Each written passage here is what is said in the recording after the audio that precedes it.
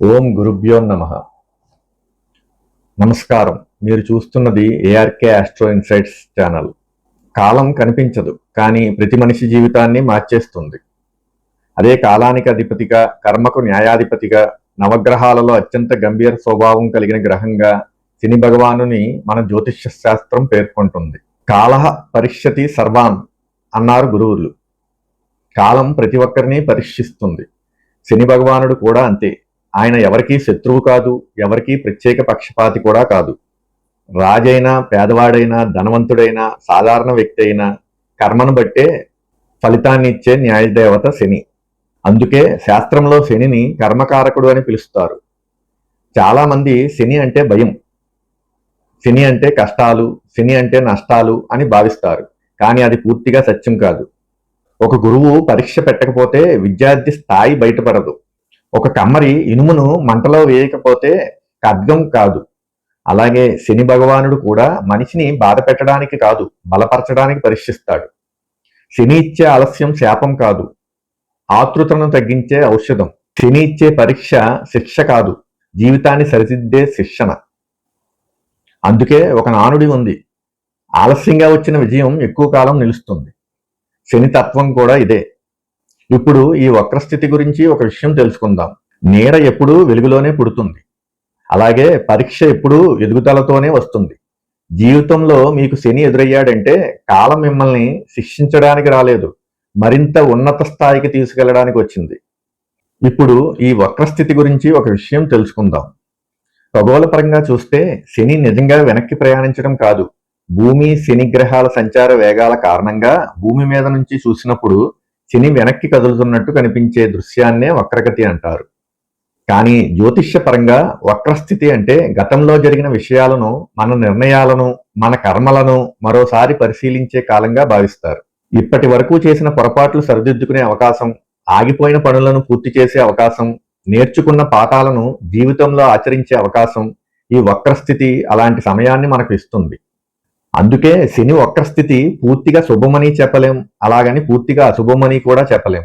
ఈ కాలంలో ఎవరి జీవితంలో ఏ ఫలితం వస్తుందనేది వారి జన్మకుండలి, దశాభుక్తులు, అలాగే ప్రస్తుత గోచారాలపై ఆధారపడి ఉంటుంది.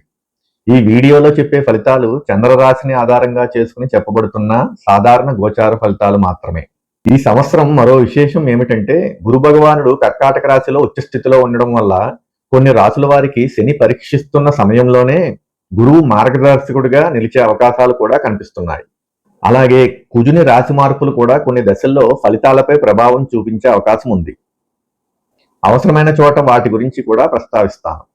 ఇంకో విషయం, శని భగవానుడు మన జీవితంలో ఒక తలుపు మూసినట్టుగా కనిపించినా అదే సమయంలో మరో తలుపు తెరవడానికి మనల్ని సిద్ధం చేస్తుంటాడు. కానీ ఆ తలుపు కనిపించాలంటే ఆవేశం కంటే ఓర్పు, అహంకారం కంటే వినయం, తొందర కంటే క్రమశిక్షణ అవసరం.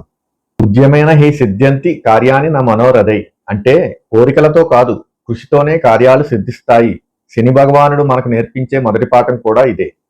ఇప్పుడు మీ రాశికి సంబంధించిన శని వక్రస్థితి ఫలితాలను వివరంగా తెలుసుకుందాం.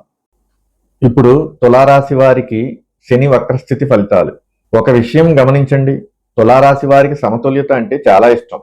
ఎవరికి అన్యాయం జరగకూడదని ఆలోచిస్తారు. కానీ జీవితంలో కొన్ని సందర్భాల్లో మన మంచితనానికి పరీక్ష ఎదురవుతుంది. ఈ శని వక్రస్థితి అలాంటి పరిస్థితులను మీ ముందుకు తీసుకురావచ్చు. అయితే భయపడాల్సిన అవసరం లేదు.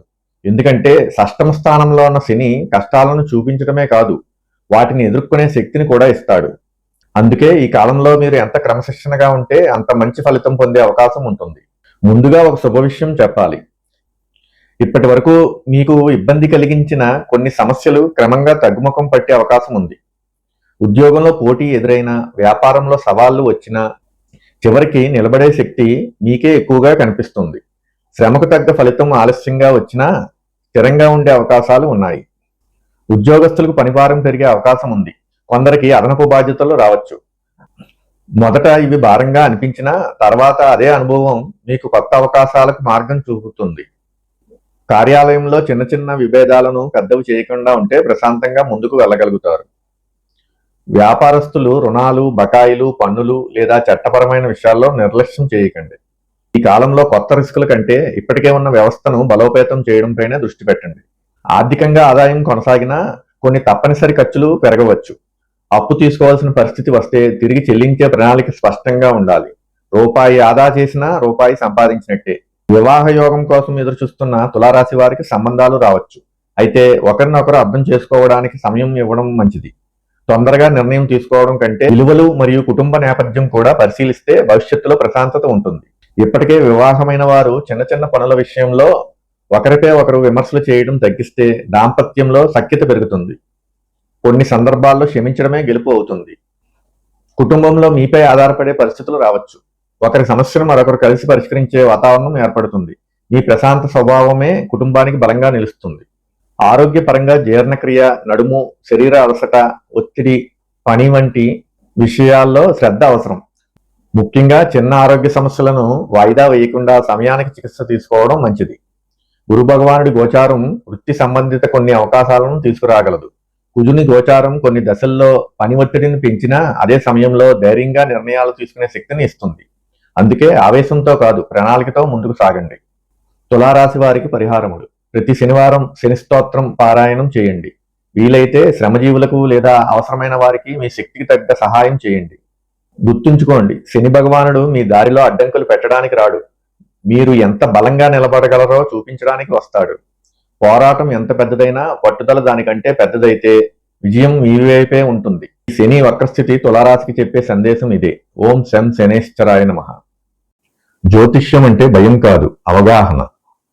ఇలాంటి శాస్త్రాధారిత విశ్లేషణలు మీకు నచ్చితే ఏఆర్కే ఆస్ట్రో ఇన్సైట్స్ కుటుంబంలో మీరు కూడా భాగం అవ్వండి. ఇప్పుడే ఛానల్ను సబ్స్క్రైబ్ చేసుకుని బెల్ ఐకాన్ను ప్రెస్ చేయండి. ఈ వీడియోను మీ ఆత్మీయులతో పంచుకోండి. మళ్ళీ మరో ఆసక్తికరమైన విశ్లేషణతో కలుద్దాం. నమస్కారం.